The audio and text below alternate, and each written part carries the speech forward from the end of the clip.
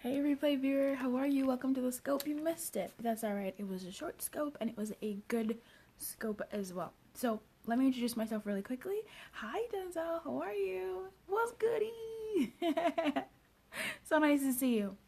So let me introduce myself really quickly because this is a short scope.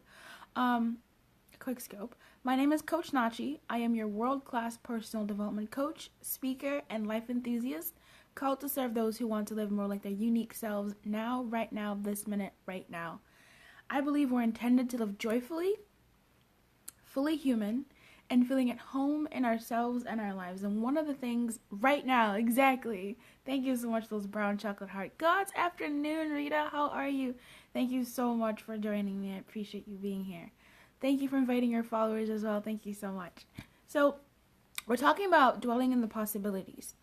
Dwell, if we break that down, dwell, I am always happy, look. Dwell is a word that means live, right? If you look up the definition of dwell, it means live where you reside. This is where I dwell. This is my home. And I don't believe our home is in strife. I don't believe that our home is in struggle. I don't believe that our home is in any of those things. I believe that, yes, we're fully human, right? What fully human means to me is you are going to experience the gamut of human emotion. You're going to feel sad, you're going to feel stressed out, you're going to feel burned out, you're going to feel all of these things that happen to human beings, but hey Nate, how are you? But don't build a home in these things, right? Don't build a home in strife. Don't build a home in a poverty mindset, as Laura Royer has been talking about. Don't build a home in negativity. Don't build a home in, oh, this will never happen. Like, don't build a home in that. Build a home in joy. Build a home in the possibility, right? So when I say dwell in the possibility, that really means a lot to me because we've heard this before, right? What you get is what you focused on. So the more you focus on growing your business, the more you focus on trying to be healthier, the more your brain consciously begins to make decisions and move you towards a more healthier lifestyle if that's what you're going for, a more loving relationship if that's what you're going for. It goes towards those things. But the more you think about and say things like all women are liars and cheats, guess what you're going to be getting? Women who are liars and cheats. Whoa. And even if you don't believe women are liars and cheats, even if you don't receive women who are liars and cheats, you'll get women who are amazing, but you find the liar and the cheat in them. Like, you create that, and that's what you end up getting with them, right? Even when you're talking about guys in love lives, we say all men are dogs. Baby, guess what you're going to be getting? Doggish men. But that's not appropriate. So you dwell in the possibilities. The more you live in a place where you actually want to be, then the more you'll get more of that thing. I wholeheartedly believe that. And every time I'm not getting something that I want, I either have to calm myself down and say, this is part of the journey.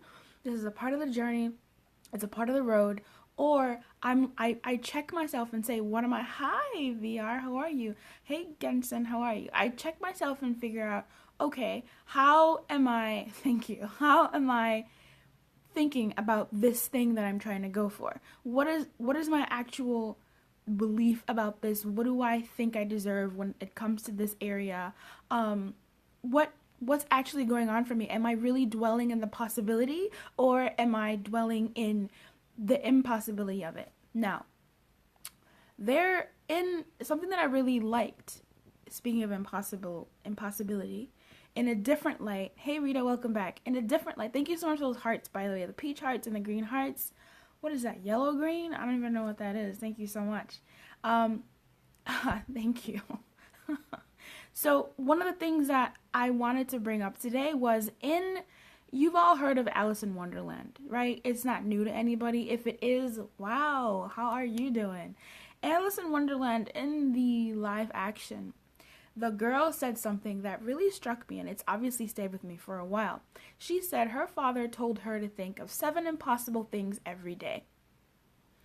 And I was like, what? How does that actually function? When I was talking about impossibility earlier, I was talking about it in terms of you believing you're not going to get it, you believing it's not something that can actually happen, you believing kind of in the negative of it. In Alice in Wonderland, if you're going to think about what you're doing as impossible, you should think about I like the Alice in Wonderland twist on it, which is thinking about 7 impossible things every day is going to stretch you.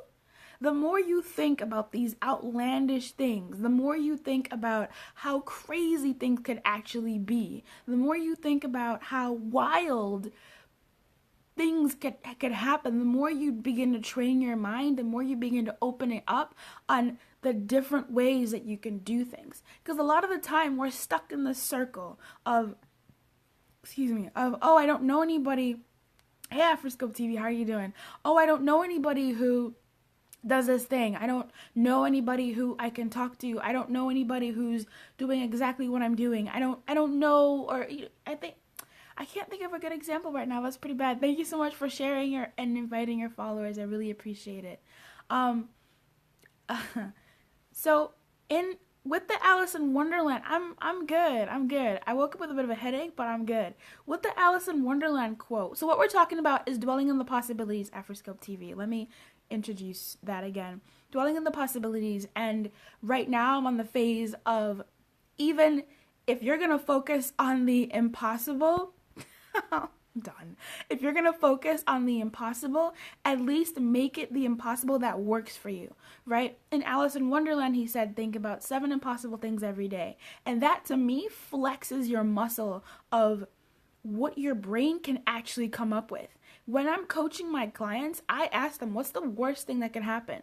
We get it out there. I ask them, what would the craziest thing you could do be?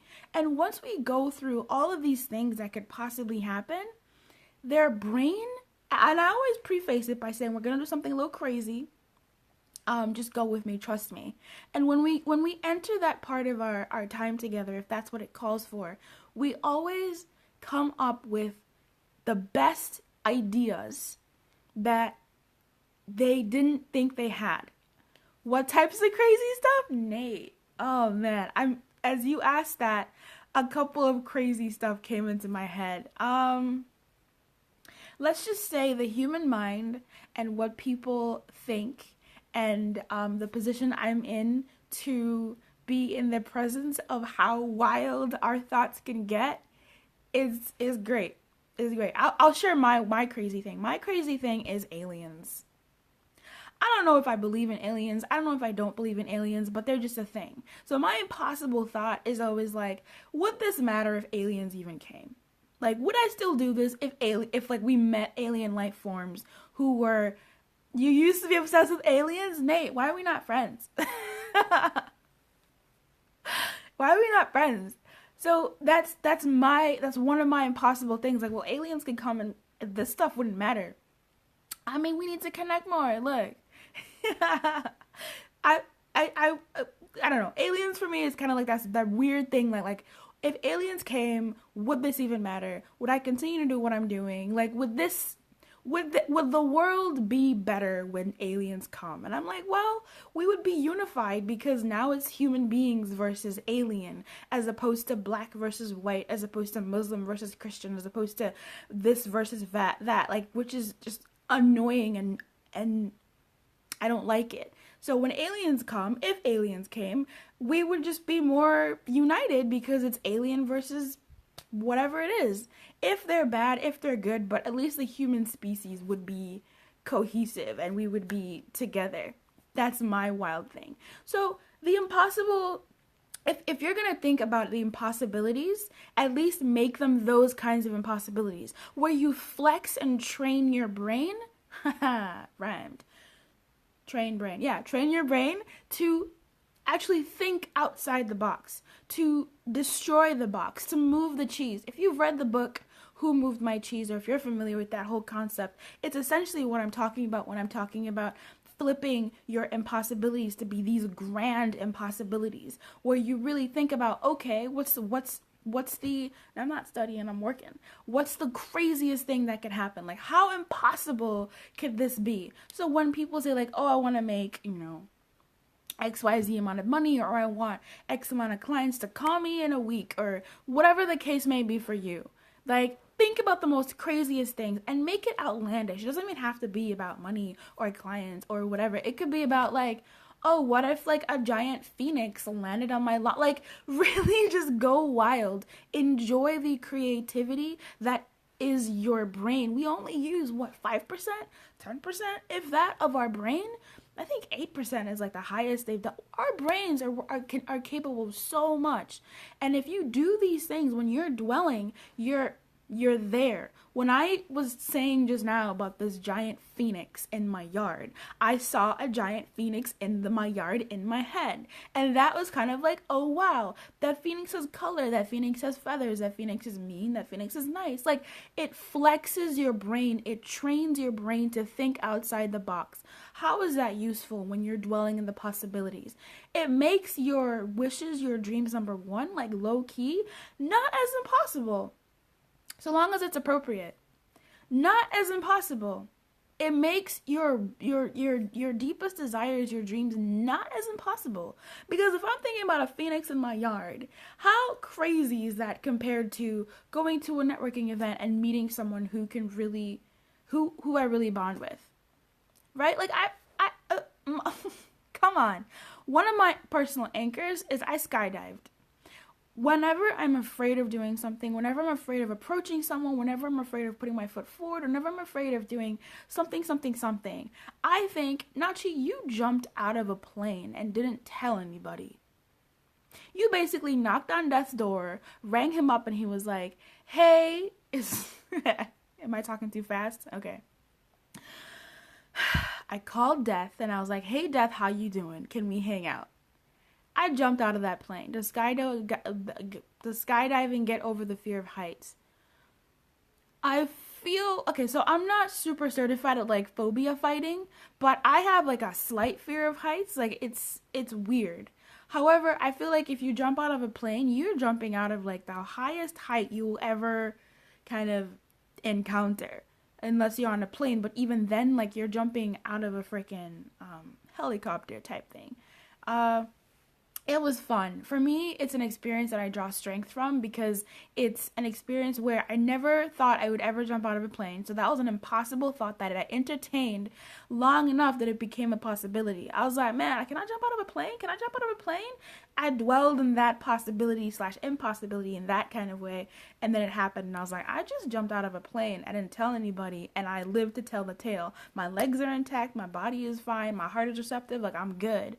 So I don't know. For me, I draw strength from that. If you're afraid of heights, I don't know. Be careful. Like, you'll be fine because it was tandem skydiving, so I had a man strapped to me. Oh, there's a funny story there. But anyway, dwell in the possibilities. When you live in a space where you're looking at the world as it could be, looking at your world as it could be, looking at your potential as it could be. Thank you so much for those yellow green hearts. Green hearts. I don't even know what that color is. Thank you so much. Hey James, how are you? Welcome to the scope. We're just wrapping up.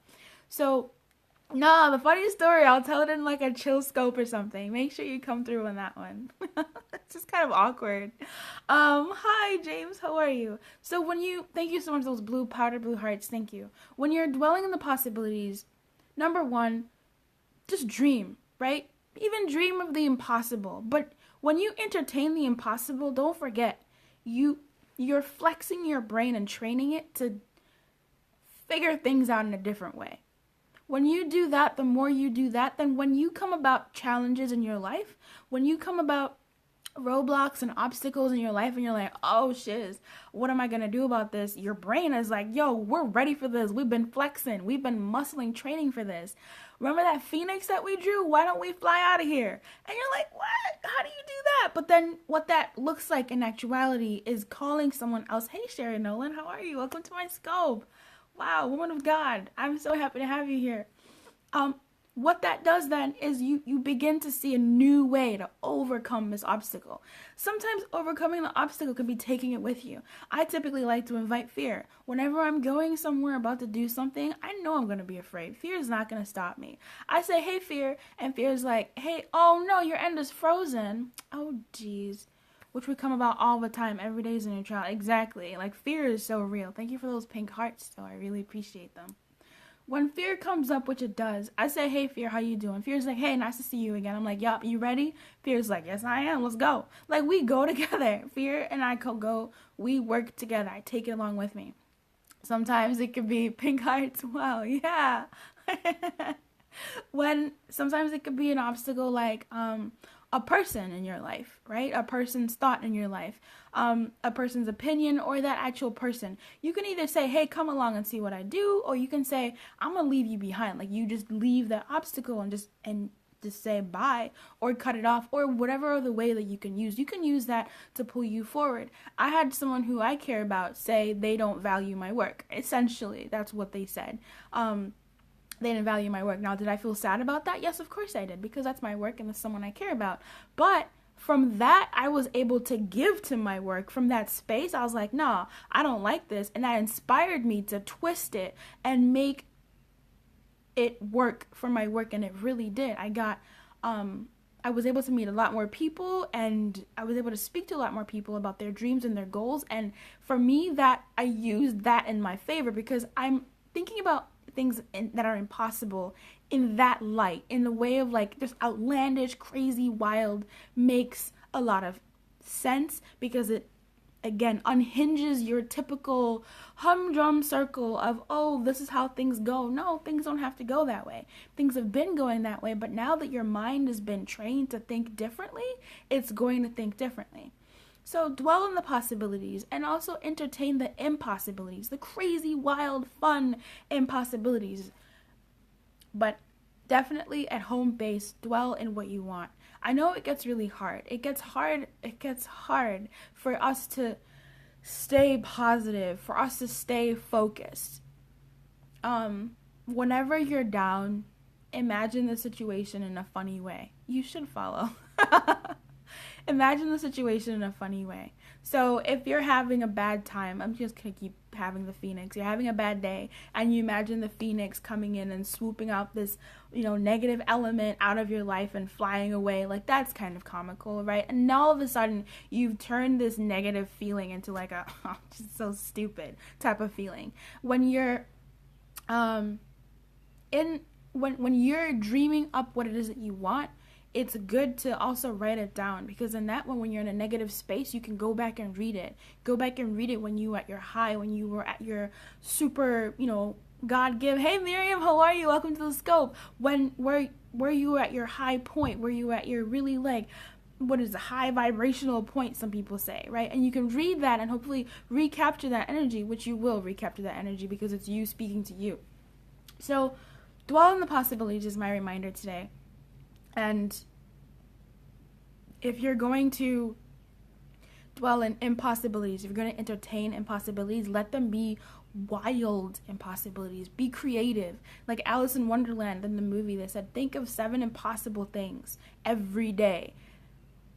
Make it fun, right? If you're going to dwell in impossibilities, make it fun. Make it something that's useful for you.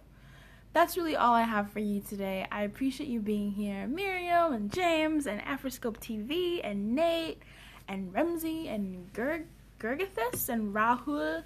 Thank you so much for being here. And anybody else who I was unable to shout you out because you're on the web or something, thank you for being here.